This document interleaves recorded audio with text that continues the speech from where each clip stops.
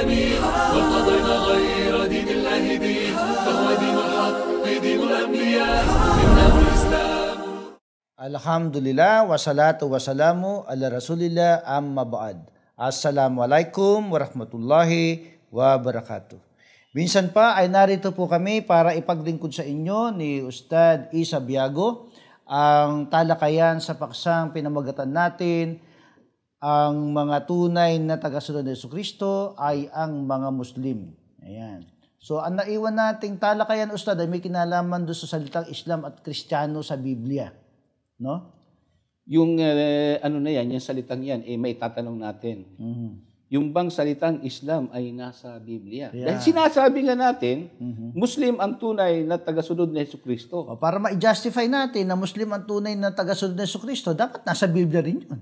Kaya nga. Diba? So, bago natin talakayin ang pagiging Islam o Muslim sa Biblia, maaaring ang mga kapatid natin, wala akong nabasang salitang Muslim sa Biblia. Yung salitang Muslim, wala. Arabic yun eh. Okay. Pero bago natin pagpatuloy, bigyan muna natin ng isang bahagi dito ng pagpapaliwanag. Hindi po natin mababasa ang salitang Muslim sa Biblia dahil ito ay salitang Arabic. Arabic yun eh. Kasi ang Biblia na binabasa po natin ay sa wikang Tagalog o English.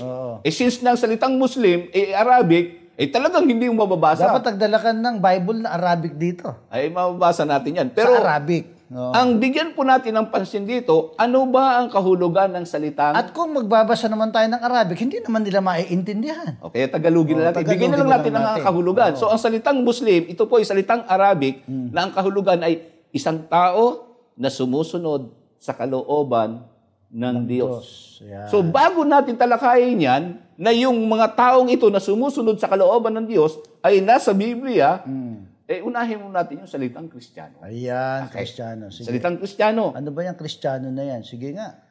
Basahin nga natin itong, ano ba sinasabing Kristiyano, Ustad? Ikaw muna magsalita tungkol sa Kristiyano na yan.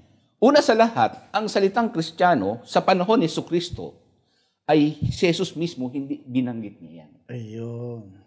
Hindi niya binanggit ang salitang Kristiyano. So, pagka sinabi natin Kristiyano, ay walang kinalaman dyan si Jesus. Wala rin kinalaman yung mga apostoles niya? Wala. Ayon dito sa isang aklat, dahil mababasa yan sa Biblia sa mga Gawa, Kapitulo 11, talata 26. Ayun, basahin doon natin. Unang nabanggit ang salitang Kristiyano. Pero sa Kapitulo 11 na yan, wala na po si Jesucristo dyan. Matagal na po siya, ayon sa Biblia, siya'y umakyat na sa langit at wala na po sa daigdig nito. Siya na po ay pumaroon sa kinuha na ni Allah sa kanyang kalagayan. So, basahin natin yun. Sa Gawa ng mga Apostol, 11:26 ng Biblia. Sa pagkakaliwat po sa wikang Pilipino. At nang siya'y kanyang masumpungan ay kanyang dinala siya sa Antioquia. At nangyari, na sa buong 1 taon sila'y nakasama sa iglesia at nagsipagturo sa maraming tao at ang mga alagad ay pinasimulang tawaging mga Kristiyano sa Antioquia. So doon pala, pinasimula ang tawagin ang mga alagad ng katagang Kristiyano. Ayun. So yung salitang Kristiyano na yan ba ay marangal na pangalan o anong klaseng tawag yung Kristiyano? Ayon sa mga dalubhasa, ganito ang sinasabi. May dalawang referensya po tayong babasahin. Yung salitang Kristiyano ito ba'y marangal o isang sagradong salita? O isang insulto? Basahin natin sa isang aklat na ang pamagat ay Treasures from the Greek New Testament na isinulat po ni Reverend West, isa po itong evangelical Bible scholars. Kilala po ito ng mga evangelical, mga protestante sa group ng Born Again. Ito po ay sa pahina 67, ay ganito po ang pagkakasalin po sa wikang Pilipino. Sa Antioquia, dito unang tinawag ang mga disipulo na Kristiyano. Mga Gawa, Kapitulo 11, talata 26. Ang pangalan ay ikinapit ng mga pagano noong unang siglo sa kanila. So, ito palang nagkapit, ang tumawag pala sa mga alagad ni Jesus, ang nagbansag sa kanila nito, mga pagano. Okay. Yan. Bisa natin ng Ay, percentage. hindi galing sa Diyos. So pagka pagano, hindi ano yan, ha? Hindi mga mananampalataya. Kaya ano ang ibig lang sabihin, pagka pagano ang tumawag doon sa mga tagasunod o disipulo ni Jesus Christ? Ay, hindi Marangal banal. na pangalan yan. Ano yan? Basahin natin, Ustad, dito naman sa page 116, no? Kay nasinulat naman dito sa tinatawag na Smith Bible Dictionary ni William Smith sa page 116. CP na po itong ating babasahin sa pagkakaliwat na po sa wikang Pilipino. Ang mga disipulo ay unang tinawag ng mga Kristiyano sa Antioquia sa dako ng Orontes. Tinataya noong AD 43, ang pangalang Kristiyano ay ginamit bilang panlalait.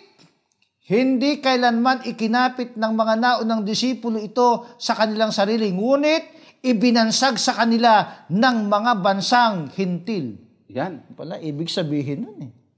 Kaya pala lumitaw yung salitang Kristiyano. Ayun. Ang nagbansag sa kanila nito, yung mga hintil. Ayun. Ito ay isang uri ng panlalait. Ayun. Kung lalaitin ka, halimbawa, minsan ang mga Muslim tinatawag na mga muklo. Muklo. Oh, Ayan. Muklo. Ito'y salitang panlalait para sa mga Muslim. Ito'y popular doon sa mga kapatid natin sa bandang Bisaya at muklo Mindanao. ang tawag. Pag sinabi. Ito'y salita ng medyo may panlalait. Oo. Sinasabi, kayo na mga muklo. O pagka naman in English lang, mga Mohammedanismo. Mga ganyan ang sinasabi nila. So Panlalait itong sa atin salitang yan. ito, kailanman ay hindi kinatigan ni Hesukristo o kailanman ay hindi ginamit o binanggit ni Hesukristo. At ang mga disipulo ay hindi nila ito itinukoy sa kanilang sarili. Kaya po, kung atin pong bibigyan ng pansin na ang salitang ito na ako'y tawaging Kristiyano, ito pala isang panlalait. At ang nagbansag sa akin, ang tumatawag nito sa akin ay hindi galing sa mga disipulo, kung hindi galing po sa mga Hintil. pagano. O hintil na sinasabi. Ngayon, nabanggit natin ang salitang Islam. Natalakay natin ang salitang Kristiyano. Ito'y hindi tinatanggap ng mga disipulo at kailanman si Jesus ay hindi ito tinatanggap. Ngayon, hindi niya ito nabanggit. Ano naman ang Islam sa Biblia? Katulad ng nabanggit natin kanina, ang salitang Islam, ito ay hindi natin makikita o salitang Muslim sa Biblia. Ngunit ang kahulugan nito ay makikita natin sa Biblia. May mga bahagi tayo sa banal na Biblia na nagpapakita na ang salitang Islam ay nariyan. Halimbawa, kapatid, kung mababasa natin sa Kapitulo 10 ng Deuteronomio, ito yung sa lumang tipan ito talata 12 hanggang 13, na ang kahulugan ng salitang Islam o Muslim yung isang tao na sumusunod sa mga alituntunin o kaulooban o kautusan ng Diyos, yun po ang kahulugan ng salitang Islam. o Okay, Muslim. basahin natin, Ustad. Dito Okay, sa sige, pakibasa, kapatid. 10:12-13. Ayon sa Biblia, at ngayon, Israel, ano ang hinihingi sa iyo ng Panginoon mong Diyos, kundi matakot ka sa Panginoon mong Diyos. Lumakad ka sa lahat ng kanyang mga daan at ibigin mo siya at paglingkuran mo ang Panginoon mong Diyos ng buong puso mo at ng buong kaluluwa mo. Naganapin mo ang mga utos ng Panginoon at ang kanyang mga palatuntunan na aking iniuutos sa iyo sa araw na ito sa iyong ikabubuti. Yung bahagi ng binanggit dito sa binasa mo, kapatid, yung sinasabing, ganapin mo ang mga utos ng Panginoon, ang kahulugan nito sa Arabic ay Islam. Pagsunod sa kalooban ng Diyos. Ito'y mga katagwa, naiisa lang ang kahulugan. Pagsunod sa kalooban ng Diyos. Meron pang bahagi dito sa Biblia, kapatid, na sa lumang tipan, sa Deuteronomio, Kapitulo 6. Talata 4 at 9. So, ang diwa ng salitang Islam o Muslim ay makikita natin yan sa Biblia. Kaya sa simula pa, ang relihiyon na ito ay makikita natin mismo sa Biblia ng Kristiyano. Ngunit hindi nila ito napapansin. Babasahin natin para ipapansin natin sa ating mga televiewers. Sige, bigyan mo. Hindi nababanggit ito ng kanilang mga pare, ng kanilang mga pastor, sa kanila eh. Nababasa. Kasi kung nabanggit ito, walang mga Kristiyano, kundi magiging Muslim na lahat ang mga yan. Okay, sige, basahin natin. Ito sinasabi. Dinggin mo, O Israel, ang Panginoon nating Diyos ay isang Panginoon. At yung ibigin ng Panginoon mong Diyos ng iyong buong puso, at ng iyong buong kaluluwa, at ng iyong buong lakas. At ang mga salitang ito na aking iniutos sa iyo sa araw na ito ay sa iyong puso, at yung ituturo ang ng buong sikap sa iyong mga anak, at iyong sasalitain tungkol sa kanila pagka ikaw ay nakaupo sa iyong bahay, at pagka ikaw ay lumakad sa daan, at pagka ikaw ay nahihiga, at pagka ikaw ay bumabangon. At iyong itatali na pinakatanda sa iyong kamay, at mga magiging pinakatali sa iyong noo, at yung isusulat sa itaas ng pintuan ng iyong bahay, at sa iyong mga pintuang daan. Sa Lumang Tipan, sa Soma Total, kapatid, sa nabasa mo yan sa Biblia, ay ipinakikilala ang lubos natin na pagsunod sa kalooban ng poong may kapal. Kaya pagka sinabi mo nga Islam, submission, surrender, security, peace. Yan po. Submission to the will of God. Kaya nga, ang tamang pagsunod sa kalooban ng Diyos, na binabanggit dito, katerno din ng ating binasa kanina, sa 12:32 naman ng Deuteronomy, ganito po ang sinasabi. Kung anong bagay ang iniuutos ko sa iyo, ay siya mong isasagawa, huwag mong dadagdagan ni babawasan. Kaya nga, complete submission to the will of God. Walang dagdag, walang bawas. Kompleto. Ang hiling natin sa ating mga tagapanood sa palatuntunan ito, ang mensahe na pinamagatan po natin, ang topiko natin ngayon, ang Muslim at tunay na tagasunod. Kung kayo po ay nag-aalinlangan sa salitang Muslim o Islam, tignan niyo po sa mga diksyonaryo. Yan po ang kahulugan yan. Ito'y sasabihin sa inyo sa mga diksyonaryo na Islam, salitang Arabic yan, na ang kahulugan ay pagsunod, pagsuko sa kalooban ng poong may kapal o sa Diyos. O yung Muslim ay yung sinasabi na mga tao na sumusunod o isinusuko nila ang kanilang sarili sa kalooban ng Diyos na walang iba kundi ang kanyang mga kautusan. At saka magugulat pa sila, baka hindi nila nalalaman na lahat ng mga propeta at sugo, mga Muslim yan. Di ba? Kaya sa paglilingkod natin na ito, hindi lamang yan. Kahit na sa Bagong Tipan, kapatid, ito'y tumatalakay din tungkol sa pagiging Islam o Muslim. Bibigyan natin lang ng maikling pagrepaso na ang mga salitang pagsunod sa kalooban ng Diyos ay nandiyan yan sa Biblia. Dito sa Mateo, Kapitulo 19, talata 16 hanggang 19, kumuha lang tayo bigyan mo ng ilang bahagi rito na nagbibigay patotoo na napakahalaga ng pagiging Islam. Basahin natin. Ito po.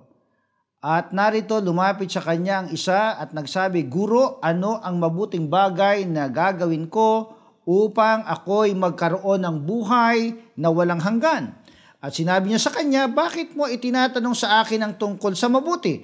May isa na siyang mabuti, datapat kung ibig mong pumasok sa buhay, ingatan mo ang mga utos. Sinabi niya sa kanya, alin-alin. At sinabi ni Jesus, huwag kang papatay, huwag kang mangangalunya, huwag kang magnanakaw, huwag sasaksi sa di katotohanan, igalang mo ang iyong ama at ang iyong ina, at iibigin mong iyong kapwa na gaya ng iyong sarili. So yung buod pala ng tanong na yan na ibinigay kay Jesucristo, yung pagsunod sa kautusan ng Diyos o sa kalooban ng Diyos. Pero dahil sa tayo po ay medyo kulang na po ang ating oras, pero ipaglilingkod po namin ito, yung mga iba pang mga ebidensya mula sa Biblia at Quran na nagpapakitang ang Muslim, ang tunay na sumusunod kay Jesucristo. So kami po ay panandalian na nagpapaalam sa inyo. Abangan po ninyo dahil alam po natin na nabiti natin sila. Ano? Pero meron po itong susunod na kabanata na ipaglilingkod namin sa inyo upang lalo po ninyong maintindihan na ang relihiyon na ito, ang mga Muslim, ang tunay na tagasunod ni Jesucristo.